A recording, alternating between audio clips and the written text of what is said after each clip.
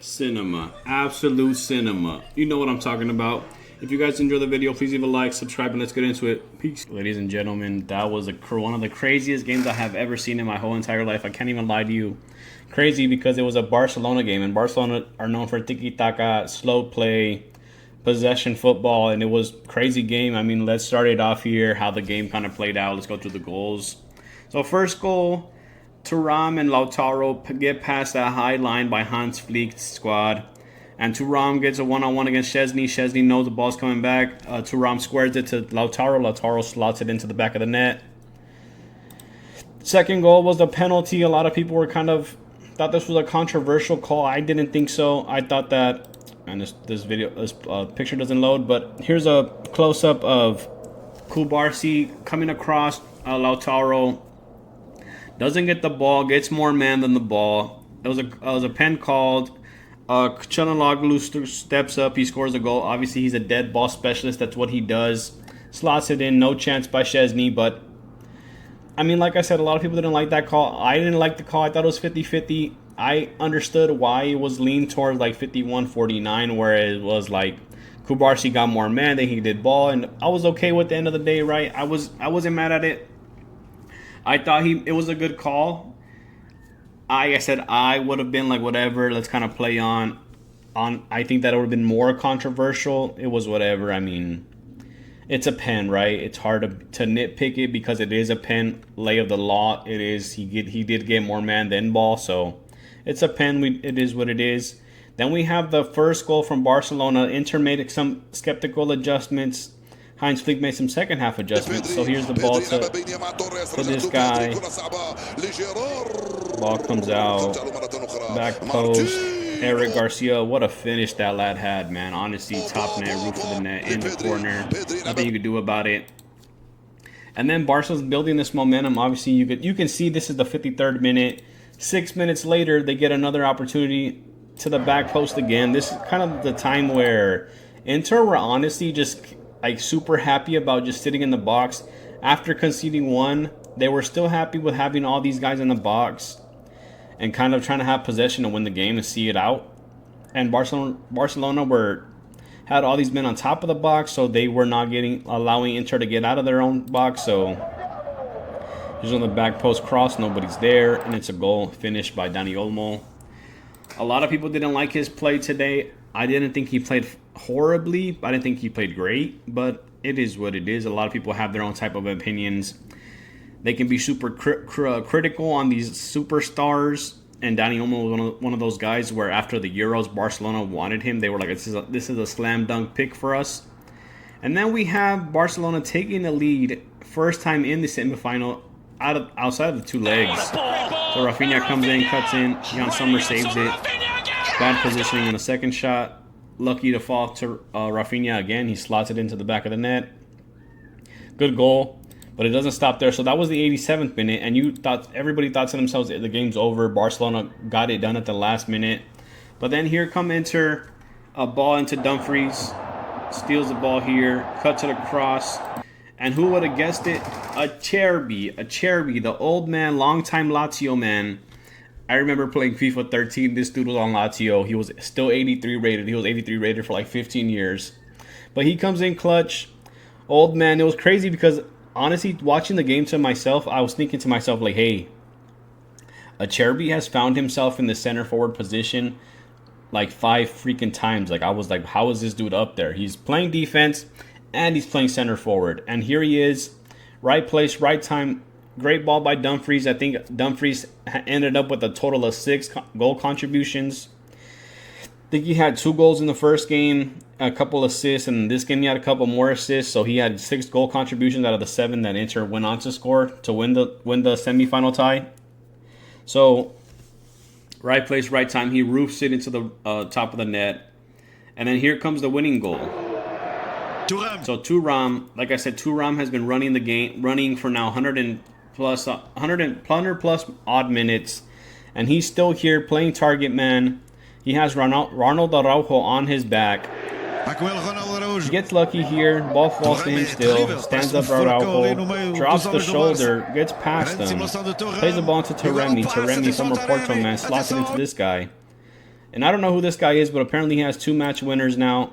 But let me show you something real quick. So this guy gets the ball here, and this defender next that's on Taremi, he has an opportunity to block this shot, right? So whoever this guy is, he fakes his shot. He fakes this shot, puts this defender, forces him to put his leg onto the ground and make a stop to the ball, right? And once he does that, this guy now has an opportunity to just slide it past him because he cannot no longer move because he's stuck into the ground. Those studs are in the floor. He can no longer pick it up to go block it again. He has no extension of that foot.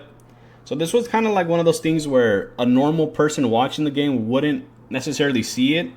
But for somebody like me that has been watching football for almost 15 plus years now, it's one of those things that you kind of catch super quick watching a replay. You don't see it at, real time, but the second time you see it around, you're like, holy crap, that was such an amazing move that a lot of people wouldn't think to do that. But he does, and he slots it in the back of the net. This was interesting to me because this might be a bad take for me, but I do think that Szczęsny relied a lot on his defenders to make plays on blocking shots. Because in extra time, you saw Lamine Yamal completely take the game over. It was just him. The commentator every single play was like Lamine Yamal, Lamine Yamal, Lamine Yamal. And he had a shot come off the post, which eventually ended up leading to this goal right here from Inter. Not off a counterattack, but I'm pretty sure that was the last play that Barca had. But like I said, I thought Szczęsny, he's watching Jan Sommer stop so many shots, and his defense is looking at him like, bro, we just need you to make one save, bro. Just one. We just need one from you. That's it. And obviously that didn't end up happening. This guy slots it in behind his net. I thought Szczęsny didn't play well. I thought he was lackluster. He relied too much on his defense. That high line that Barca plays is great, but it gets them in trouble sometimes. And that's kind of what you saw with a couple of these goals. A lot of these chances that Inter did have was because of that lapse in judgment within that high line.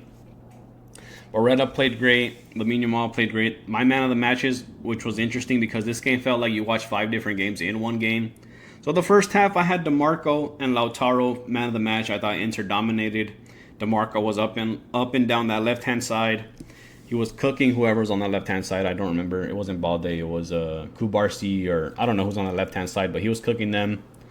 Him, Thuram, Lautaro, and DeMarco on that first half were just played 10 out of 10. Excellent. No complaints here. And then the second half, you saw Pedri come into the game a little bit more. You saw Eric Garcia played great. I'm not a big fan of the dude, but on offense, he was great. He controlled the midfield really well. He put in a lot of good balls. He made a lot of big tackles when he needed to keep the pressure onto Inter in their own half.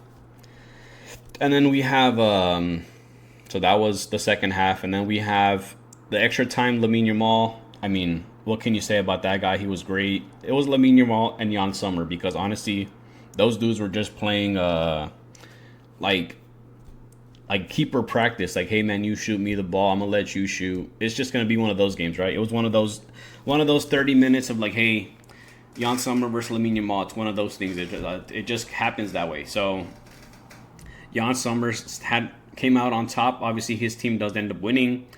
Lamine Yamal, I feel bad for the kid. He played great. I thought he had help. He had a lot of help. But I think Heinz Flick, as well as he did in this competition, I think that he ended up losing the game for them. I think it was like the 89th minute in regular time where he takes off Lewandowski, or he puts in Lewandowski, takes out. God, I don't remember who he took out. I think he took out a defender, and I think he took Kubarsi for Lewandowski, and that change kind of shifted the energy within Barcelona, and that kind of brought not the morale down, but a lot of that lethalness because Kubarsi was making so many great challenges within the defensive side of the ball. And Lewandowski kind of just didn't have the legs. He was injured. Obviously, he didn't play the first leg. And he didn't bring that energy. I thought that he was going to be more lethal within the box because Inter were loading up that box. But it didn't happen that way. It was kind of interesting to see that. I thought he got that one wrong. But I love the adjustments Barcelona made in the second half. They were pressing up. They didn't allow Inter to get out of their half. Inter were cool with having 6 men in the box, just defending, so getting crosses out, right? And then you had Barcelona kind of pressing on top of that box with 5 men. So they had 2 guys in the box and then 5 men outside the box. And crosses were coming in, dudes were making runs. So you had Dani Olmo kind of make a run behind the dude's back. That gave him a free header. Then you had Eric Garcia and all these other dudes making these runs into the box, where Barcelona kind of just sitting on top of the box waiting for people to like get out of the way and make runs and allow people to see that run and play that ball into them, because they have the potential to do that. They have the ability to play a perfect ball into the box and score a free header or score a crazy scissor kick or whatever it is, right? So I love the adjustments from Barca. I thought Inter got lucky in terms of like opportunities created because of that high line that Barcelona did give them. But this was fun for me to watch. I mean, I love watching these teams play just because they kind of averted from that whole I'm going to spend money to win games. And they went the opposite. They said, hey, man, I'm going to go into my academy and pull players out and see how many of these guys have the ability to play in a professional game, play in a big stage, play in the Champions League semifinals, and go out and perform. And that's a lot of the Inter guys that came on, and I was like, who is this guy? Who is this guy? And they're young Italian kids, and I mean, they did their job. They had fresh legs. They kept it moving. They didn't make any mistakes. And Barcelona, the same thing, man. A lot of these like Fermin Lopez and Javi and Pedri and Lamine Yamal, and Barcelona went away from that, buying Coutinho, spending money on Griezmann, and spending money on Dembele, and you know what I mean? Like, them going bankrupt and whatnot, having that financial crisis made them a better team, and I love to see it. As a football fan, it's phenomenal to watch. I love it. But that's it for today's video. If you did enjoy, please leave a like, subscribe, and I'll catch you next time. Peace.